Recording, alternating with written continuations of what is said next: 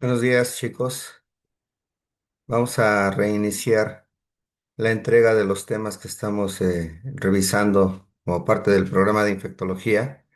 Hoy toca completar la parte de los aspectos generales en el manejo de la antibioticoterapia o de la terapia antiinfecciosa, entre los cuales uno de los temas importantes a tratar es el de resistencias bacterianas. Estoy seguro que ustedes ya tienen en su pantalla el la presentación, la deben estar visualizando. Yo cierro mi cámara y me empiezo a tratar el tema del cual les estoy hablando en estos momentos. Cuando hablamos de la resistencia a los antibacterianos, finalmente tenemos que poner mucho interés en por qué manejamos este tema. Y algo que salió en este año, parte de las redes, en Facebook, en donde ustedes ya saben que hay mucha información, alguna de ellas verás, otra no.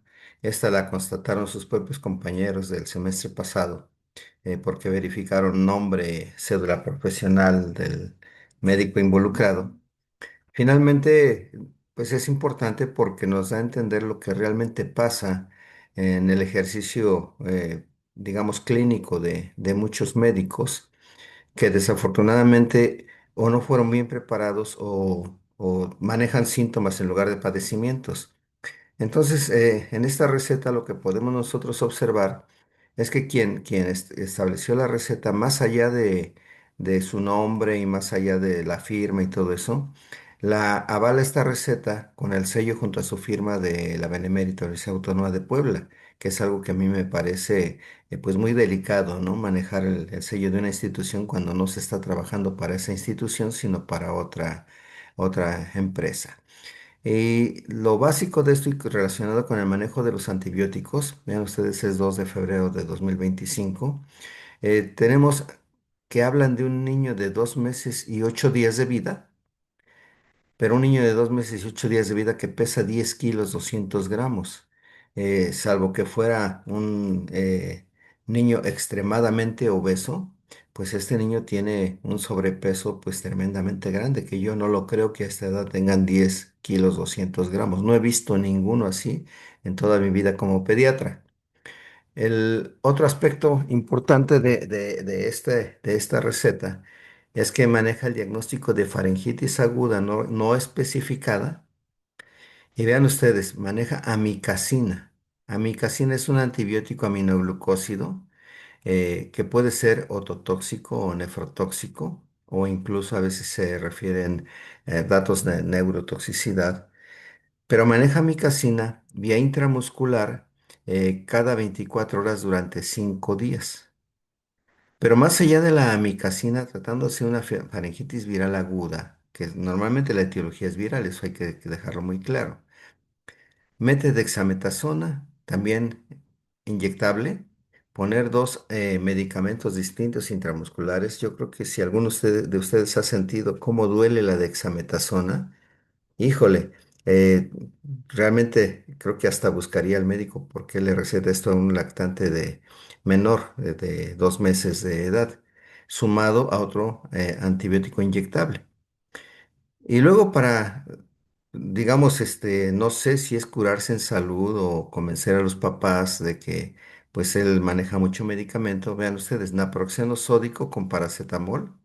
Ya llevamos 4 medicamentos. Dextrometorfano con guaifenicina, ya llevamos 6 medicamentos. Y finalmente electrolitos orales. Entonces, tal parece que o no leyó mucho o no entró a esas clases o no le interesaron, pero manejo de antibióticos en la etapa de lactante, en la etapa temprana de lactante, manejo de esteroides, no sé si con carácter antiinflamatorio o a carácter inmunosupresor, puede ser la dexametasona según las dosis o bien analgésicos no inflamatorios, los famosos AINES, que no son inocuos de ninguna manera. Y aparte, el manejo de antitusígenos en un niño están proscritos. Todo esto pues viene a decir que si este es el comportamiento, imagínense qué comportamiento será en un niño mayor o en un adulto para un cuadro infeccioso de vías respiratorias que aún siendo viral, le metamos todo este tipo de medicamentos. Eso es algo que en el que yo no quisiera que ustedes caigan y por eso es que lo estoy exponiendo, para evitar problemas a futuro con su ejercicio clínico en la práctica privada o en la práctica de la medicina en el sector público. Entonces, viendo ya todo esto y destacando esto que les acabo de decir, les muestro esta imagen en donde ustedes podrán ver, si le dan aumentos, que hay un aislamiento, una identificación de una bacteria Bacillus gram negativo no fermentador que se llama Pseudomonas aeruginosa. Esto ya es en el ámbito hospitalario.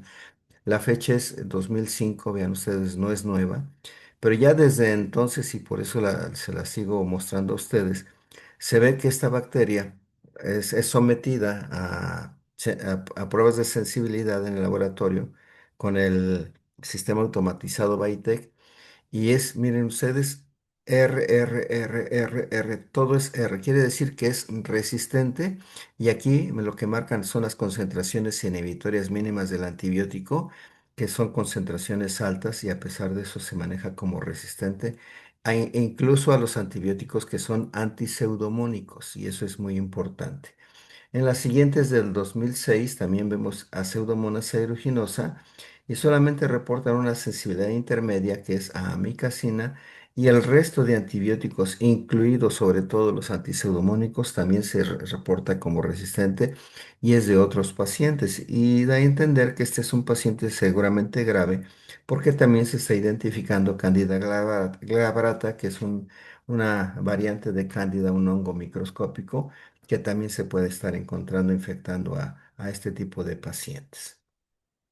Estos sistemas automatizados que se utilizan en los laboratorios ya afortunadamente nos dan la oportunidad de ver los fenotipos, primero la identificación y luego los fenotipos de las bacterias que se están reportando. En este sentido, vean ustedes, por ejemplo, hay otra bacteria del ámbito hospitalario más frecuentemente que es Acinetobacter baumannii, para la cual también vean ustedes todo es resistencia, resistencia, resistencia. Y esto es una de las bacterias que se han involucrado ya como parte de las bacterias que son, digamos, prioritarias para la Organización Mundial de la Salud, independientemente de que también tiene otras bacterias como Escherichia coli, Pseudomonas. Normalmente los resultados se toman con mucha reserva porque es lavado bronquial. Sin embargo, más allá de tomarse con mucha reserva, son microorganismos que están circulando al interior de los hospitales y que vean ustedes, solo una I de intermedio, todo lo demás se reporta resistente a toda la batería de antibióticos a los cuales se expone el microorganismo en el laboratorio para hacer las pruebas de susceptibilidad. Y estos reportes que hacen o estos registros que hacen los laboratorios, más allá de marcar el antibiotipo que se está encontrando en estos reportes, en estas bacterias, vean ustedes, también nos permite conocer la probabilidad de certeza de estos hallazgos. Y vean ustedes para Cinetobacter baumannii, y ya estamos hablando del 2012 lo reportan con 99% de probabilidad y les dan un bionúmero. Este bionúmero ayuda a identificar cuando existen dos o tres o más reportes del mismo microorganismo, nos ayudan a ver si es el mismo bionúmero el que está circulando y si estamos hablando de brotes o no, o son diferentes bionúmeros, lo que implica que son cepas diferentes de los microorganismos.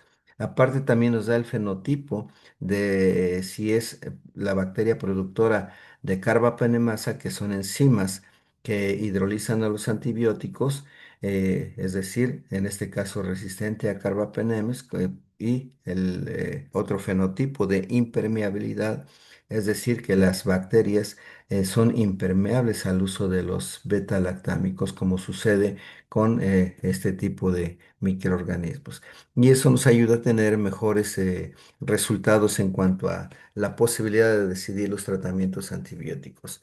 Ha sido ya la evolución, estamos hablando de más de un siglo, en la evolución de los antibióticos. Empezaron por ahí de 1920 y tantos con el descubrimiento de la penicilina por parte de Alexander Fleming. Estamos hablando de los años XX del siglo pasado. Justamente estamos haciendo ese tiempo. Pero antes de esto ya existía el Salvarsan y el Salvarsan que pues desafortunadamente era muy tóxico y dejó de usarse hasta que vino la penicilina. El hecho es que en toda esta etapa que se ha recorrido en la línea del tiempo, hablamos desde el advenimiento de la penicilina y su uso ya industrializado por los años 40, y llega la mitad del siglo pasado, en donde surgen una gran cantidad de medicamentos, por eso se le llama la era dorada y farmacológica, y posteriormente ya vienen avanzando los conocimientos de los antibióticos, pero surgen desde los años 60 y de ahí hasta la fecha los fenómenos de resistencia que cada vez se van incrementando más y van descubriéndose menos sales antibióticas, por eso se le llaman los años de escasez, incluso habiendo llegado ya desde los años 90 del siglo pasado a la etapa de la medicina genómica, la medicina ya molecular, y es un problema que nosotros estamos viviendo muy grave actualmente, que es lo que se le pudiera añadir a esta línea del tiempo. La penicilinasa, descubierta desde los años 40, fue el punto de partida para poder hablar de todo este fenómeno de resistencia a los antimicrobianos que cada vez se va comportando en forma más creciente, y se conocen ya también los mecanismos moleculares de resistencia a estos antimicrobianos. Desafortunadamente, el ritmo con el que van saliendo nuevas sales no equipara al ritmo con el que se van presentando la resistencia a los antimicrobianos, incluso a los antibióticos de última generación, que desde que inician su manejo ya prácticamente estamos hablando de medidas casi imposibles en cuanto a sus resultados. Uno de los ejemplos que les puedo poner es neumococo, que es una bacteria que ustedes han oído comúnmente. Sabemos que en los años 40 inicia el advenimiento de la penicilina. Sin embargo, ven ustedes, si la penicilina surge ya industrializada en 1943, para los años 60 ya neumococo es resistente a la penicilina. Sin embargo, la seguíamos utilizando. Durante esos años, nuestros maestros, nosotros mismos, fuimos usuarios prescriptores de penicilina en muchísimas ocasiones. Como alternativa surgen los macrólidos, de los cuales el macrólido prototipo fue la eritromicina. Y esta eritromicina que surge en 1953, vean ustedes, da como resultado que para 1968 ya los neumococos son resistentes a la eritromicina. Surgen las cefalosporinas en el año 1962 y para 1980, la década de los 80, ya se habla de la resistencia a las cefalosporinas, y a propósito lo puse con rojo porque es cuando comienza a darse el grito acerca de los fenómenos de resistencia y muchos estudios orientados a ver el porqué de este fenómeno y buscar la manera de resolverlos. Surgen las quinolonas como otro ejemplo de coberturas para neumococo, y miren, el mismo año que surgen en 1996 ya se reportan Streptococcus pneumoniae o neumococos resistentes al levofloxacino.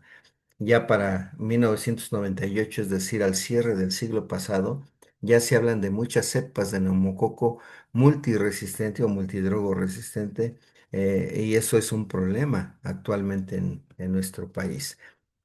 Los primeros casos digamos, reportados de resistencia bacteriana contra los antibióticos, y aquí nada más me voy a detener en este color dorado que ustedes ven en su pantalla, en donde vean ustedes, para estreptococos, digo, estafilococos, todavía teníamos muy buena sensibilidad a la penicilina, es decir, la penicilina como el primer antibiótico que surge podía matar estreptococos, estafilococos y muchas otras bacterias para las cuales se utilizaron en pues todo el mundo y millonadas de dosis.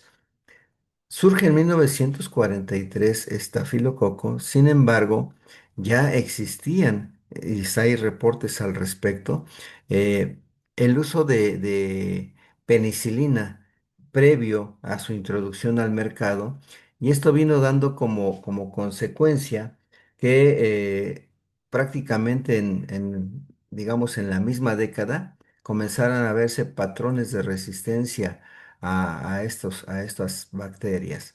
Lo que está mostrado en la barra en color dorado, pues prácticamente son los años de resistencia. Vean ustedes, la meticilina, que surge en los años 60, para el 62 ya estaba reportado el primer caso de resistencia.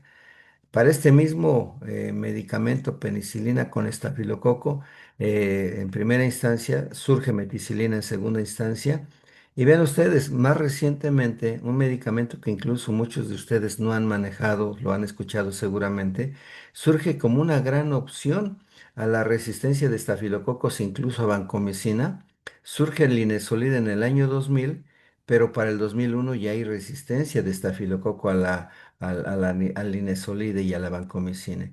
Surjan en 2010 cefalosporinas de quinta generación como la ceftaroline, y para 2011 ya hay reportes de resistencia a ceftaroline.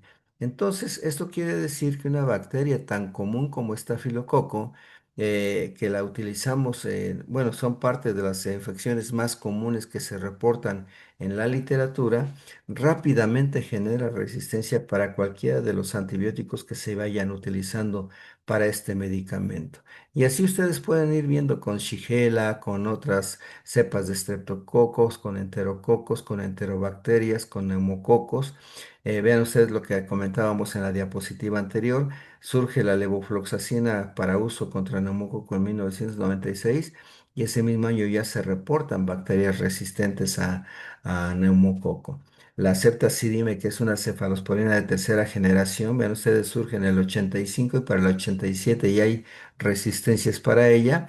Y para los carbapenémicos, el imipenem en primera instancia surge en el 85, y para el 98 ya hay resistencias. Entonces, esa ha sido una lucha eterna relacionada de los microorganismos con la ciencia que va, pues desde luego, manejando el ser humano. Sin embargo, parece que nos van llevando la ventaja estos microorganismos.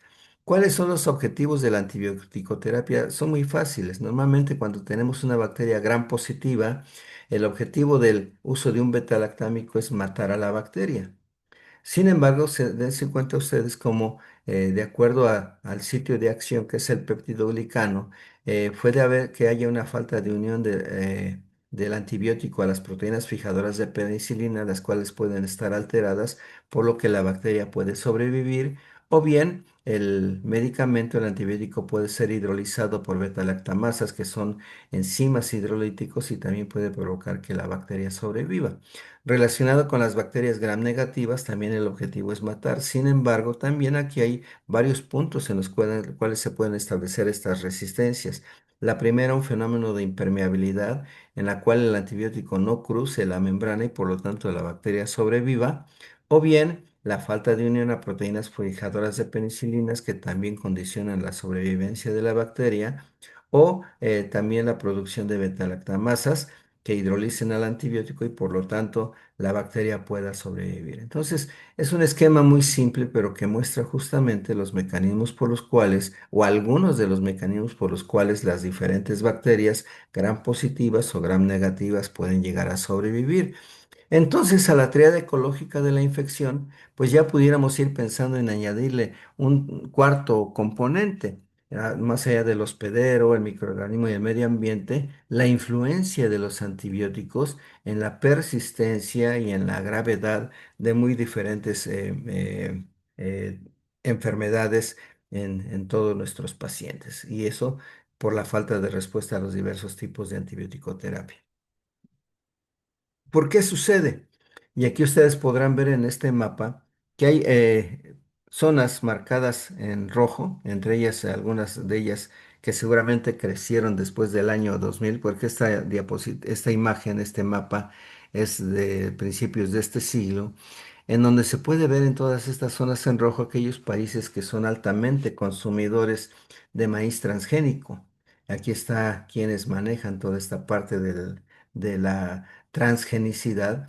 Y eso es importante porque en esa época el maíz transgénico se documentaba que era portador de un gen de resistencia a MPC, es decir, estamos ingiriendo en los alimentos factores de resistencia. Y si ustedes buscan intencionadamente todas estas empresas que dan productos transgénicos, por ejemplo Monsanto y algunas otras, verán que en sus productos digamos que utilizan para la agricultura y para algunas otras situaciones, incluyen genes de resistencia a los antimicrobianos, entre ellos canamicina, amicacina, etcétera, en la elaboración de sus productos que finalmente son de consumo humano todos ellos.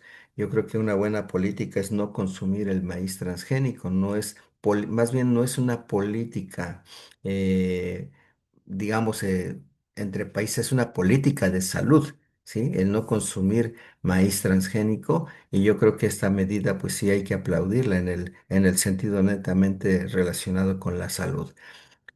Como una web, como una red web, pues también existe y es muy compleja la red de resistencia. Lo que ustedes pueden analizar en esta imagen que parece muy compleja es que al lado de los antibióticos habrá el uso hospitalario y el uso comunitario. Se pueden ver a ambos lados de la figura. Y además se plantea en esta figura lo que son el manejo o las plantas de tratamiento de aguas residuales, el ambiente relacionado con el suelo, el agua, las vidas salvajes, los productos que se expenden en los mercados, la agricultura, los productos animales, el manejo de las mascotas, el uso de antibióticos en la veterinaria, en la agricultura, en los animales de granja. Todo esto finalmente en su mayor parte pues se va al caño. Todo lo que se consume se va al caño. Y ahí van muchos factores de resistencia ya contenidos que posteriormente en los reciclamientos que se van haciendo, finalmente casi todos van a recaer en las comunidades de seres humanos o de animales. Y eso va a ser un círculo vicioso que difícilmente se va a romper mientras estemos abusando de los antimicrobianos en todos los ámbitos de la vida. Decía el autor de esta frase, Lance Price, de la Universidad de George Washington, que todo el mundo está cubierto de una fina capa de heces, y dice que las bacterias nos conectan. Y en cierta forma tienen razón una vez que se va conociendo el microbioma, no solo el humano, sino el microbioma universal. Y pues el doctor Biaggi, parasitólogo mexicano, eh, antes ya había establecido una frase parecida con diferentes palabras. Él decía que si la, este, que si la caca fuera luz, no existiría la Comisión Federal de Electricidad. Prácticamente está diciendo lo mismo, pero en diferentes palabras. Este doctor Lance Price fue mucho más fino al momento de establecer su frase, pero significan enteramente lo mismo. El uso de los antibióticos para fines prácticos crea una presión de selección, y a veces confundimos la presión selectiva en el sentido de que si yo utilizo antibióticos para gram positivos, seguramente voy a tener más frecuentemente infecciones por gram negativos. Y si uso para ambos, a lo mejor voy a tener infecciones con hongos, por ejemplo. Esto es parcialmente cierto. Sin embargo, es mucho más profundo el hecho de hablar de presión selectiva o presión de selección, porque lo que se está generando es el desarrollo y el mantenimiento de genes de resistencia.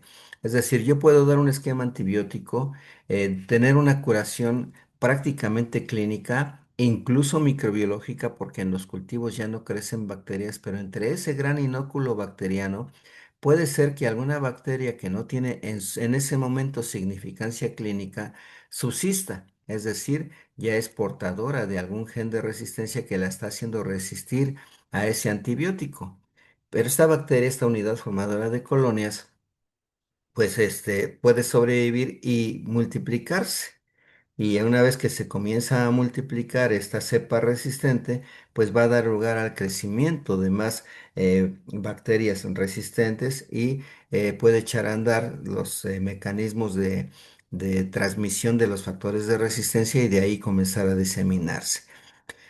¿Cuáles son los mecanismos moleculares de resistencia? Vean ustedes, estamos hablando, poniendo una bacteria tipo, una bacteria universal, que puede, seguramente sería gram negativa por las características de sus membranas y la pobre pared bacteriana que le dibujan acá. Sin embargo, como es, es un ejemplo de bacteria tipo en la cual pues están describiendo los componentes de la bacteria desde sus envolturas con bacteria pared, al interior su genoma que normalmente está circulando no tiene un núcleo formado, sus ribosomas, etcétera, etcétera, varias estructuras pues nos muestran lo que son los sitios de acción de los antibióticos.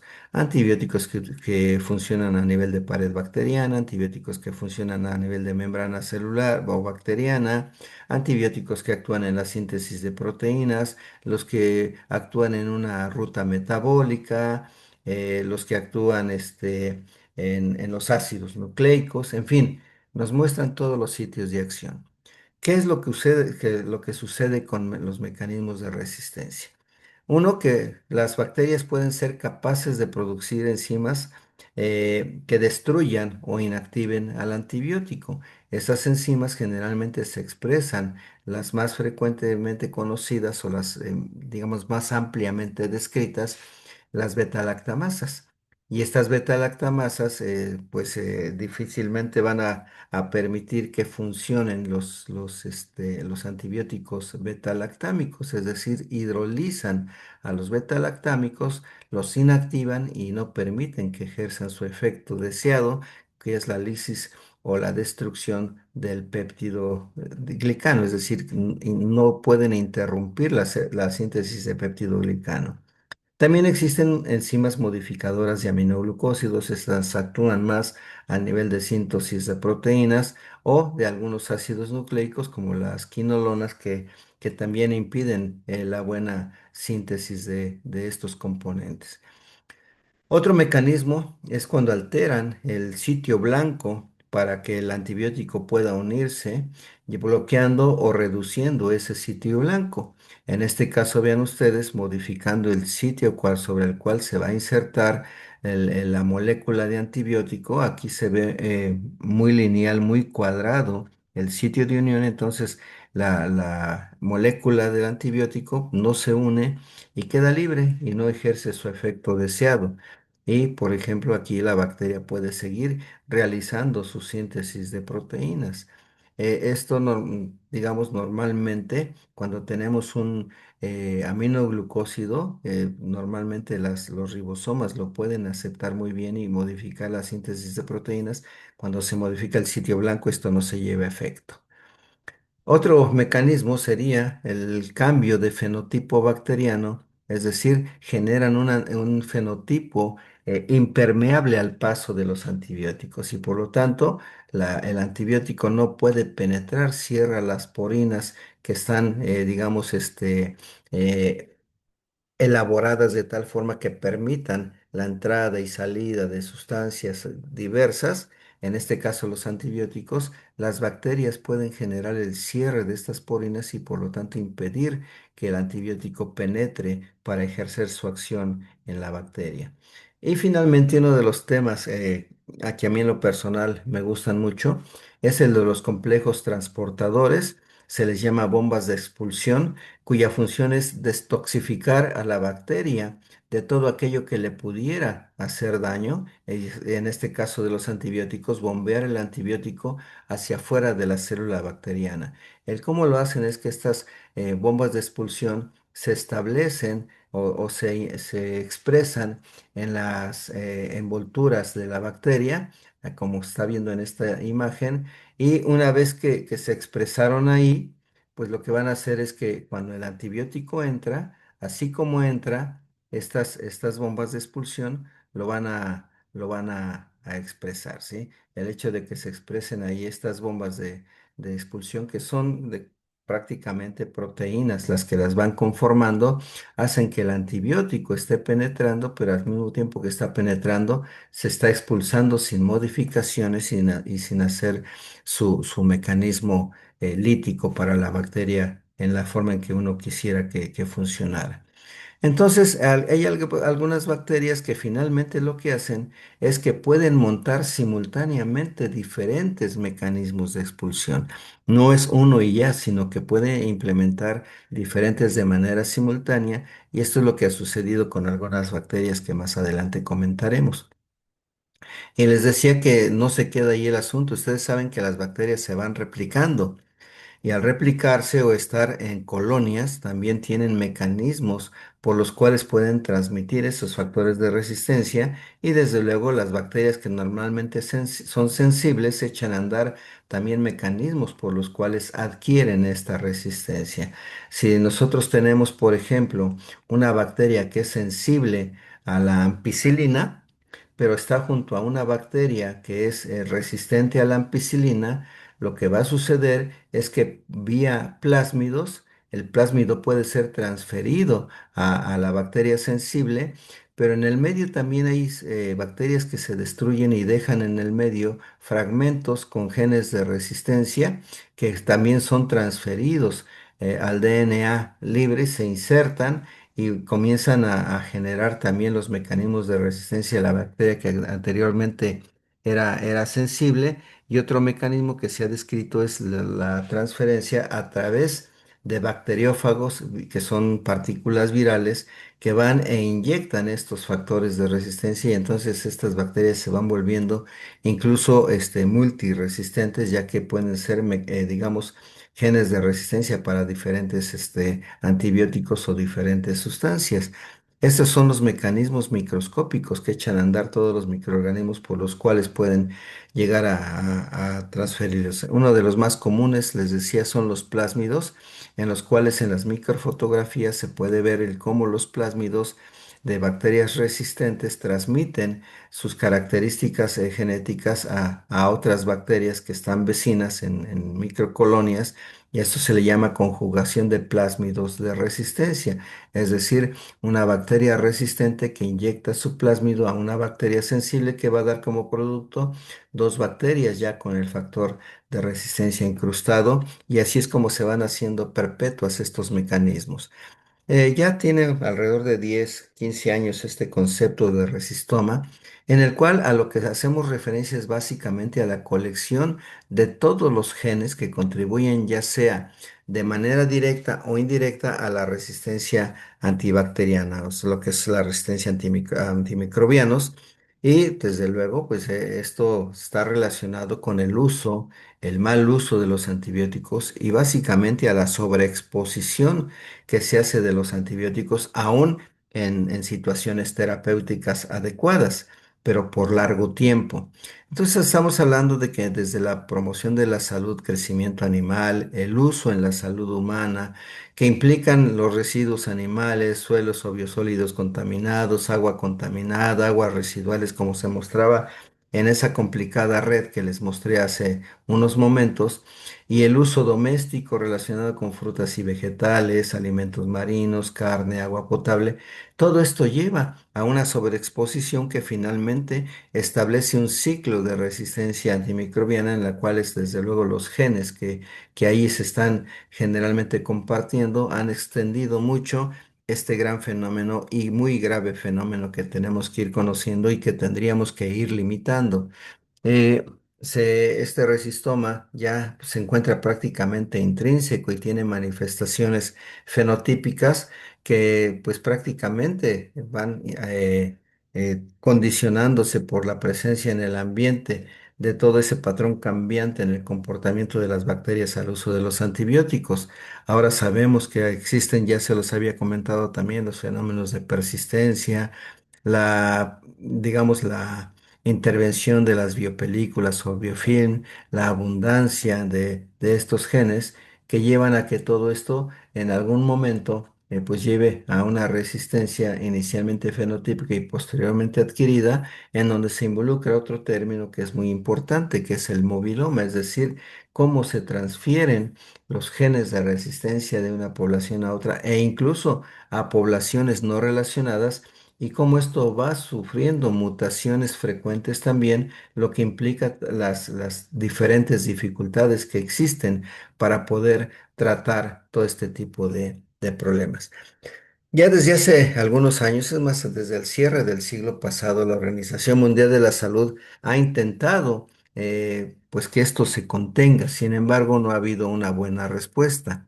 Vean ustedes, en el 2001 ya la Organización Mundial de la Salud decía que la resistencia tiene costo en dinero para las políticas y para quienes manejan los programas de administración. Esto es muy importante, pero también impacta en los medios de subsistencia y sobre todo en relación a las vidas humanas. Por otra parte, los programas de salud pueden verse comprometidos en cuanto a la evaluación de su eficacia en la forma en que están creciendo estos problemas en algunos países. Se habla de que puede ser una amenaza para la estabilidad mundial y para la seguridad de los países. Estamos hablando ya prácticamente desde inicios del siglo a lo que llevamos avanzado, que ya son 25 años. Sin embargo, pocos estudios, y esto porque había posturas que decían que si yo dejo de usar algún antibiótico, puede ser que se revierta la resistencia. Todavía no se sabe si esto puede ser así. Pocos estudios han indicado que los clones resistentes se pueden reemplazar por susceptibles. Entonces es difícil pensar que la resistencia pueda revertirse o sea irreversible realmente. La OMS estableció una estrategia mundial para contener la resistencia a los antimicrobianos en ese año, invitando a muchos países a colaborar. Y posteriormente se establecen algunas recomendaciones para el uso juicioso de antibióticos. México no queda a la saga. Y vean ustedes, por ahí del 2010, yo tuve la oportunidad de participar en esta reunión que se hizo para tomar el acuerdo por el que se determinan los lineamientos a los que estará sujeta la venta y dispensación de antibióticos. ¿Qué quiere decir esto? Y está publicado en el Diario Oficial de la Federación, que se vuelve obligatorio el expender en las farmacias los antibióticos solo con receta. Solo con receta, y a partir de este año hay un boom del crecimiento de consultorios anexos a farmacias, ya diferentes marcas de farmacias, no voy a meter en eso, pero es en donde están sucediendo muchos fenómenos de dispensación de antibióticos no justificados, ¿sí?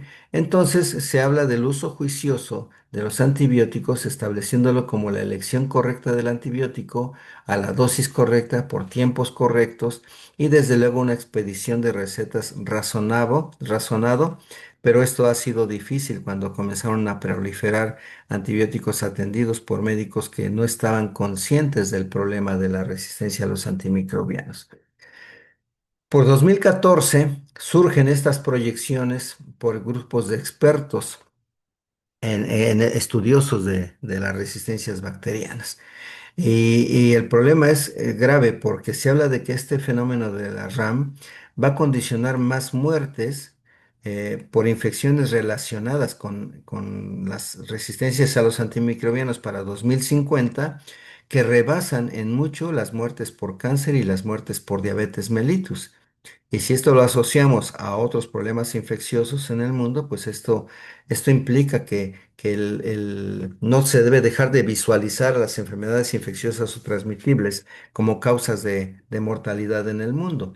Entonces, vean ustedes, cáncer y diabetes suman alrededor poco menos de 10 millones y las enfermedades infecciosas poco menos de 12 millones. Estamos hablando de 2 millones de diferencia en cuanto a los fallecimientos condicionados por las resistencias a los antimicrobianos. Esto se hizo cuando todavía no había COVID, fue en el 2014.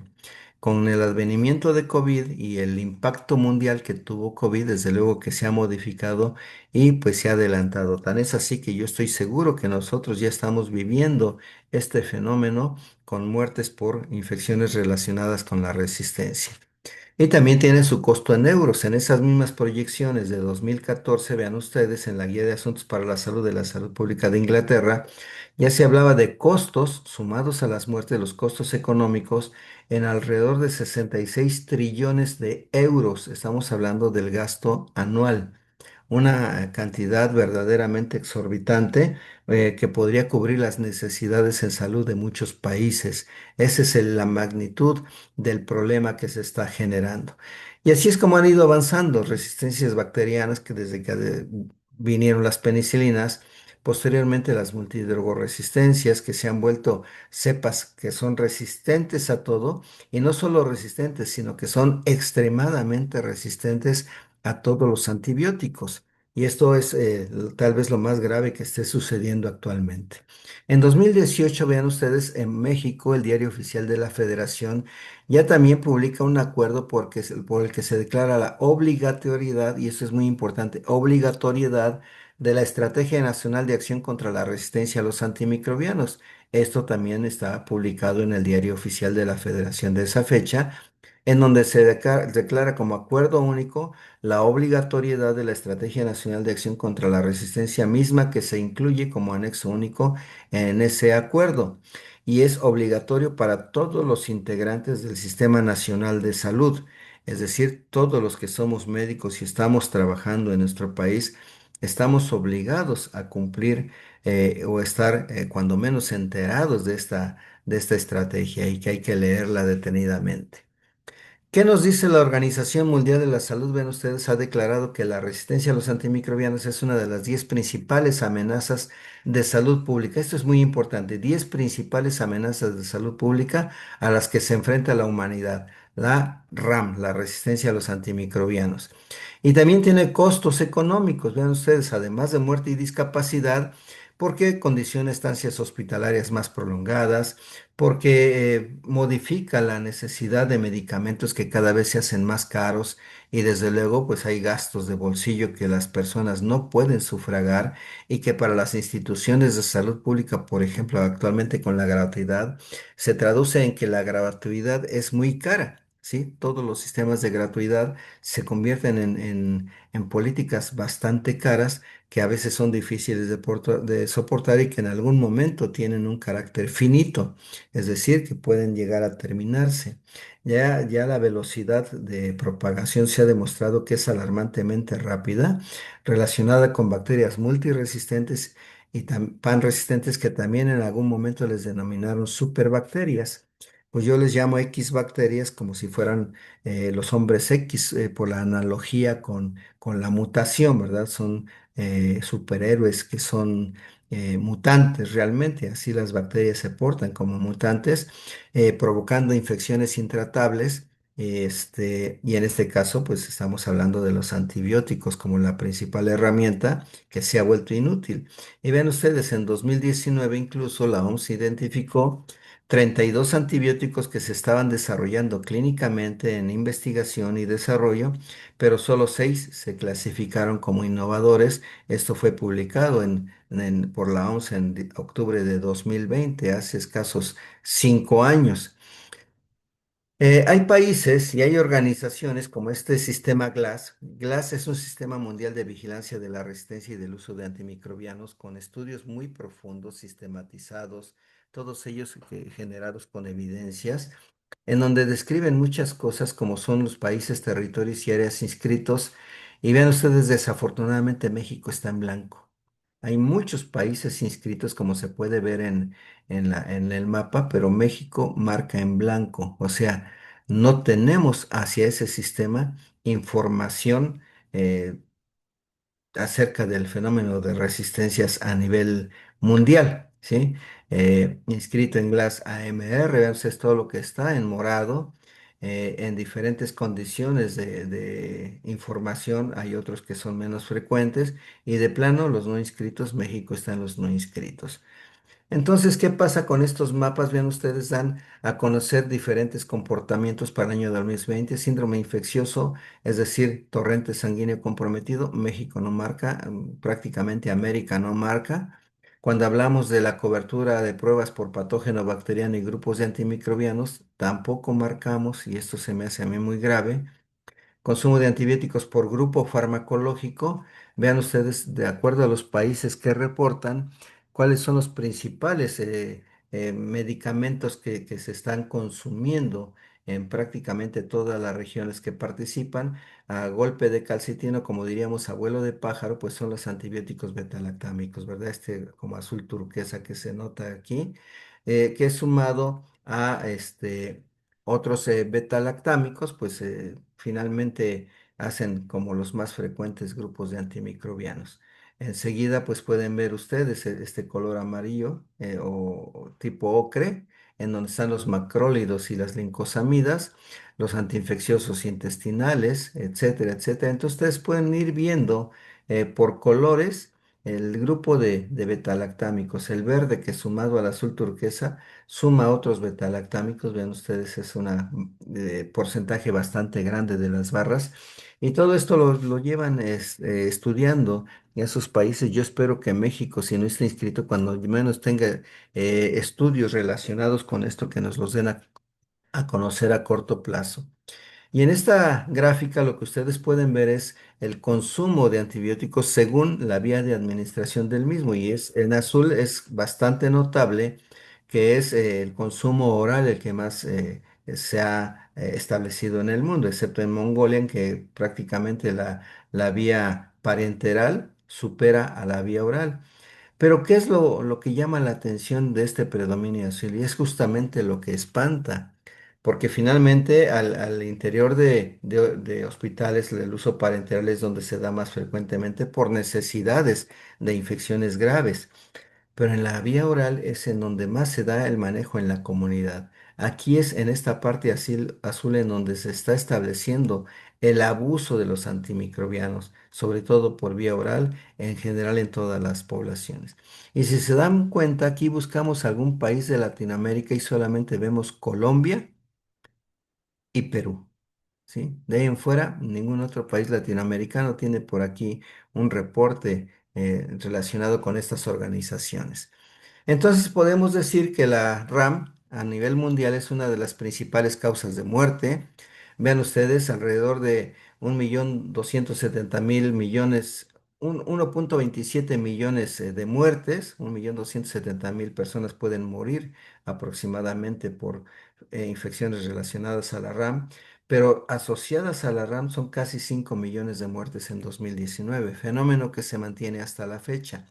Por lo que la OMS recomienda que se aborde, que no se le esquive, ¿verdad? No se eluda el problema. ¿Por qué? Porque eludirlo o no abordarlo tiene consecuencias tanto para la salud como para la vida. Además de los costos económicos que para la economía mundial, ven ustedes, ya lo que hacen es calcular 100 billones de dólares para 2050. 100 billones de dólares. Y desafortunadamente, en muchos países solo se han desarrollado, digamos, proyectos fragmentados, aislados, que no se reportan y no se sabe qué impacto puedan tener. Entonces, esto ha convertido a la RAM en una prioridad socioeconómica y de salud pública mundial. Además de que también se establece como una crisis sanitaria y socioeconómica mundial urgente, y esto habría que subrayarlo, urgente. Vean ustedes las estimaciones que hace el Banco Mundial, estas no las hace la OMS, las notifica la OMS, pero el Banco Mundial es el que estima que si no se controla la RAM, las pérdidas que se van a provocar anuales oscilan entre 1 billón de dólares y 3.4 billones de dólares en el Producto Interno Bruto para 2030. Es decir, esto ya lo tenemos encima. Y a eso súmenle 1 billón adicional en costos de atención sanitaria para 2050.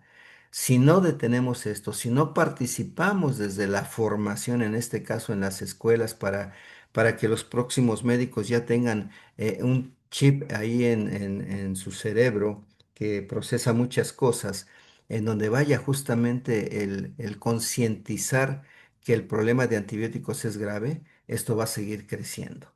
Entonces, su propagación y desarrollo aumentan el riesgo ya de no poder tratar infecciones comunes, más allá de que hay algunas graves que ya es muy difícil tratarlas, y estas infecciones que pueden estar relacionadas con procedimientos quirúrgicos e incluso que pues, son de fácil resolución por muchos cirujanos y sobre todo aquellos pacientes con cáncer. ¿Qué trae como consecuencia el no manejarlo adecuadamente? Incrementos en los niveles de morbilidad, los años de discapacidad asociados a todo este tipo de problemas. Y es algo que finalmente se suma a lo que son otras enfermedades infecciosas que han sido desatendidas en todos los países, de todas las regiones, la pobreza, la desigualdad, los desplazamientos son factores que vienen incidiendo. Entonces, de ahí nace la propuesta de la OMS de involucrar a otras organizaciones, y aquí es muy importante esto porque ya hablando de organizaciones cuatripartitas, pues se busca una respuesta integral en un proyecto que se llama Una Sola Salud, lo que se conoce como One Health, que ya también se los comenté en alguna ocasión, en donde tenemos que hablar de la agricultura, el ambiente y la salud animal como parte de la solución a estos problemas, conociendo justamente todos los factores que inciden. ¿Cuáles son los desafíos para los sistemas y las personas? Aquí hay dos columnas, ustedes las van a identificar fácilmente. Son dos columnas, una de ellas es los sistemas. En términos generales, todo lo que está escrito en estos cuadros que lo van a poder revisar tranquilamente cuando les mande la presentación, se habla de la prevención de infecciones tanto para lo que es sus sistemas y la participación de las personas o el impacto que puede tener. Hablamos de prevención de infecciones, hablamos de acceso a servicios de salud, hablamos de los recursos diagnósticos tanto para sistemas como para personas y hablamos de los recursos terapéuticos también para ambos tipos de- de situaciones, tanto para los sistemas de salud como para las personas. Si nos vamos al tratamiento, vean ustedes los desafíos para los sistemas, cuáles son.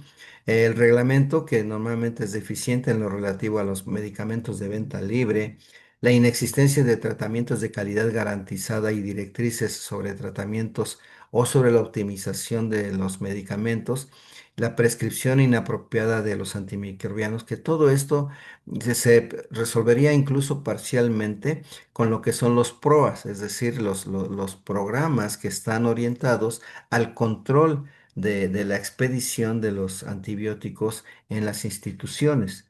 Cuando hablamos de las personas, hablamos de que todavía hay lugares en donde la gente se automedica. La automedicación sigue siendo un problema muy serio. Mayor riesgo de tratamientos inadecuados, por lo que se van dando las complicaciones, la prolongación de los problemas infecciosos o de las estancias hospitalarias en algunos casos, y el riesgo aumentado de mortalidad y morbilidad por infecciones. Así se pueden describir cada uno de estos cuadros que ustedes podrán analizar en forma mucho más lenta y en forma mucho más concentrada. Ya la OMS publicó el año pasado la lista de patógenos prioritarios, es decir, aquellos patógenos que finalmente ya responden muy difícilmente o no responden a los antimicrobianos. En esta lista que aquí se representa en lo gráfico está lo que se denomina un grupo crítico, un grupo alto y un grupo mediano en cuanto a los riesgos de desarrollo de resistencia a los antimicrobianos. Ya durante su descripción al interior del libro que se los voy a compartir, plantean los objetivos de la actualización de esta lista, cuya primera edición fue en 2017, es decir, tardaron 7 años en publicar una nueva lista de patógenos. Anteriormente eran 13 y estos ya incrementaron en esta nueva lista. Lo que buscan es orientar la investigación y el desarrollo de nuevas alternativas en el tratamiento sustentado en antibióticos que sean eficaces, y aquí lo que tratan es de alinear la inversión con las necesidades clínicas y de salud pública, facilitar la coordinación internacional para impulsar la investigación y el desarrollo de agentes antibacterianos innovadores y eficaces, así como otras herramientas de prevención y control.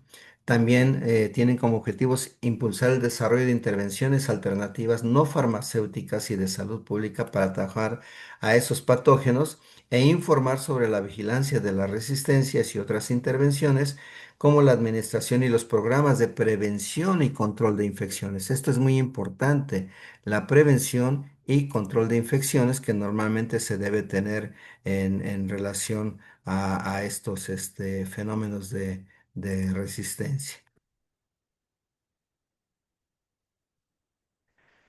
Editaron una serie de documentos en los cuales se establecen diversos pasos en el proceso para la priorización de decisiones, y estos los fueron recomendando a todos los países integrantes de la OMS. No nos vamos a detener en leer este cuadro, ustedes lo podrán hacer en forma mucho más concentrada, Pero de lo que hablas de la conceptualización del estudio, es decir, el proyecto, ¿no? Cómo desarrollar un protocolo y cómo darle seguimiento a todo ese proceso, seleccionando patógenos bacterianos, criterios de evaluación, revisión de evidencias, identificación, participación de expertos, encuestas, evaluación de patógenos y hacen una puntuación que esta es la importante clasificación y evaluación para poder establecer la lista final de estos microorganismos. Es toda una metodología la que ellos implementaron para priorizar las decisiones en prácticamente de los países. Y una vez establecido todo esto de la lista enorme que hay de antibióticos, más bien de microorganismos para la Organización Mundial de la Salud, ven ustedes, la lista siempre ha sido muy grande. En esos cruces que hacen de información, encuentran los microorganismos que actualmente se consideran en las tablas de 2024 comparadas con las de 2017. Y aquí establecen las definiciones operativas de esos tres grupos que les acabo de mencionar. En el grupo crítico se habla de aquellos microorganismos o patógenos bacterianos que representan la mayor amenaza para la salud pública. Dentro de toda la redacción, lo que ustedes pueden destacar, aquí está en negritas, pocos o ningún candidato prometedor en desarrollo, por lo que la carga de enfermedad es alta y los riesgos de este grupo crítico son infecciones irresolubles, es decir, no va a haber manera de poder tratarlas. En el grupo alto o de prioridad alta hablamos de los que son significativamente difíciles de tratar con pocos tratamientos potenciales, pero todavía da algunas opciones en este grupo. Y en el grupo de mediano riesgo, vean ustedes, habla de aquellos patógenos con dificultad moderada para el tratamiento, pero que tienen una tendencia creciente, una tendencia a la alta en relación con la posibilidad de desarrollar esas resistencias bacterianas, ¿sí?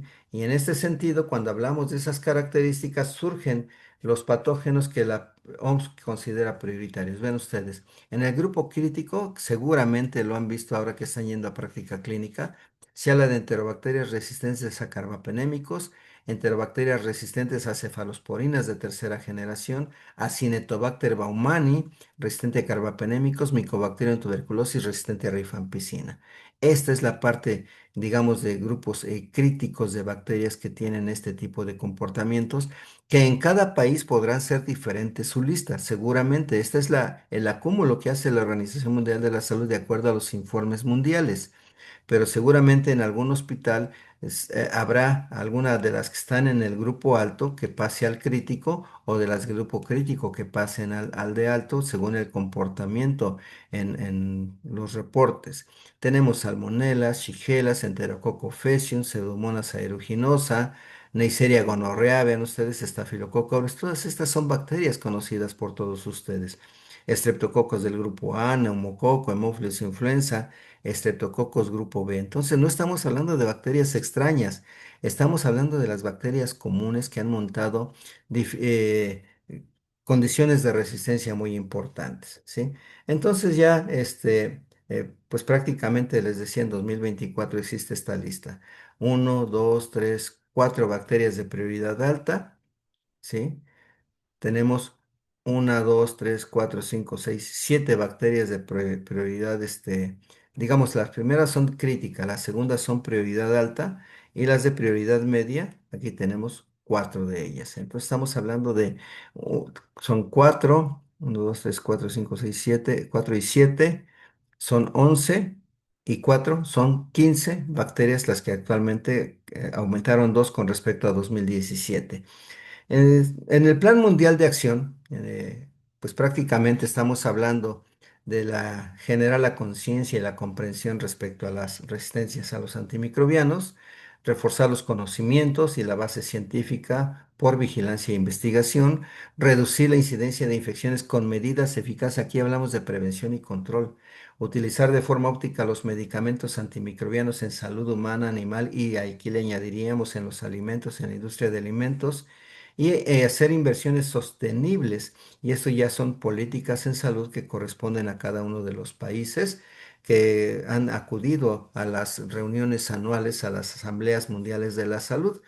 Y se ha establecido un paquete básico en este sentido de intervenciones contra la RAM. En la base, desde luego, la gobernanza, vean ustedes, la generación de conciencia y educación efectivas que corresponden a las políticas gubernamentales que deben aterrizar en los ámbitos operativos del ejercicio de la medicina. Las estrategias, la información estratégica a través de la vigilancia y la investigación que involucra los siguientes tres pasos y todos ellos sustentados en estos cuatro pilares. El primer pilar, la prevención, es decir, el acceso universal a los servicios de salud, pero sobre todo a los ámbitos de acceso a vacunas, inmunizaciones y algunas otras medidas para mitigar la resistencia a los antimicrobianos. Eh, el segundo es prácticamente suministro ininterrumpido de antimicrobianos y productos sanitarios que debe ser regulado, debe ser perfectamente controlado para que pudiéramos nosotros hablar de que realmente se está trabajando. El pilar 3, que son las medidas para diagnóstico oportuno y preciso que deben estar actualizadas y a la cual deben accesar todas las personas que tengan enfermedades infecciosas y las que no también en relación a las medidas de prevención. Y el cuarto es el tratamiento adecuado y de calidad garantizada que deben tener todas las poblaciones en prácticamente todo el mundo. Si nosotros podemos implementar estos cuatro pilares y hacerlos efectivos, lo que vamos a tener como resultado es un desarrollo reducido y más lento de las resistencias antimicrobianos, pero sobre todo la reducción de la mortalidad y la morbilidad asociados a estos fenómenos de la resistencia antimicrobianos. Ya casi para terminar, pues sí, se requiere de esfuerzos mundiales centrados en áreas clave. Este es un reporte de 2025, lo tuve en mis manos, vean ustedes, prácticamente resistente a todos los antimicrobianos, lo que aquí se reporta como una Klebsiella, ¿sí? En un cultivo de sangre, ¿sí? Entonces, aquí la pregunta es, ¿qué le damos? ¿Qué le damos? Se vuelve profundamente difícil y esto es México, ¿sí? Medidas sólidas de prevención y control de infecciones, garantizar acceso equitativo a diagnóstico y tratamiento, la detección de tendencias emergentes de las resistencias, hay que hacer investigación al respecto y la inversión sustancial en investigación y desarrollo para crear nuevos medicamentos diagnósticos y herramientas. Hay nuevos antibióticos en proceso, se están estudiando mucho. También les voy a compartir estos manuales, pero en los ensayos clínicos que ustedes lo van a revisar con toda calma, pues se habla de los nuevos agentes, cefalosporinas de quinta generación, cefalosporinas de tercera generación, todas estas carbapenémicos asociados a inhibidores de beta-lactamasas y algunas otras sales para tratar de buscar remediar con las dosis establecidas para menores de edad y para adultos, buscando que también funcionen en todos ellos estas medidas de tratamiento. Ya están establecidas incluso las dosis pediátricas para todos estos medicamentos. Sin embargo, ¿por qué no se usan? Porque son muy caros. Ceftazidime y Avibactam, si ustedes lo checan en sus redes, verán que el costo por caja, por vehículo, es alrededor de 15,000 pesos. Sale muy caro manejar este tipo de medicamentos y algunos de ellos solamente muestran su eficacia en reportes de caso, todavía no generan evidencia como tal. En este año, el secretario de Salud acudió a la Asamblea Mundial de la Salud y estableció estos compromisos de México con la agenda global basadas justamente en igualdad, en solidaridad y en cooperación. Hay un plan sectorial de salud de México que prioriza las enfermedades no transmisibles, la prevención y la atención primaria, que estos son los que nosotros estaríamos tomando para el fenómeno de resistencias y habla del enfoque de una sola salud con el cual también está comprometido México, en donde se consideran la salud humana, la animal y la ambiental como base para prevenir, incluso anticipar y responder de manera eficaz a amenazas sanitarias que puedan ir emergiendo. Entonces, en conclusiones, la RAM es un problema prioritario de salud pública mundial, incluyendo México. Se debe trabajar en políticas del uso juicioso y razonado de los antibióticos, tratamientos, epidemiología local, etcétera, medidas de prevención y control de enfermedades infecciosas cuyo objetivo es disminuir las cargas de enfermedad, mejorar las condiciones de diagnóstico etiológico. Les decía que ceftazidime avibactam, que tiene inhibidor de beta-lactamasa, que se ha probado ya para la edad pediátrica desde los 3 meses de edad en infecciones moderadas a graves. Y algo que es muy importante, que las instituciones trabajan en sus organizaciones para el control de antibióticos. Finalmente, un decálogo. Los antibióticos no son analgésicos, no son antipiréticos, no son antitusígenos ni expectorantes. Hay que respetar los esquemas de profilaxis, no hay que abusar de esquemas poco ortodoxicos en primera intención, en primera instancia. Respetar las dosis, los intervalos y la duración de los esquemas, este es el uso juicioso. Modificar tratamientos solo ante mala respuesta al tratamiento inicial. Suspender tratamientos una vez que se descarta la infección o se resolvió. Conocer nuestra epidemiología microbiana y relacionada con la RAM en el ámbito laboral y fortalecer la cultura de la prevención, desde el parto, la lactancia, el lavado de manos, las vacunas, etcétera, etcétera. ¿Qué más se requiere según la OMS? Vean ustedes, capacidades y acciones sectoriales específicas, sólidas, bien coordinadas, acelerar los planes de acción nacionales con 4 prioridades. La primera prioridad, la prevención de las infecciones que inducen a utilizar antibióticos.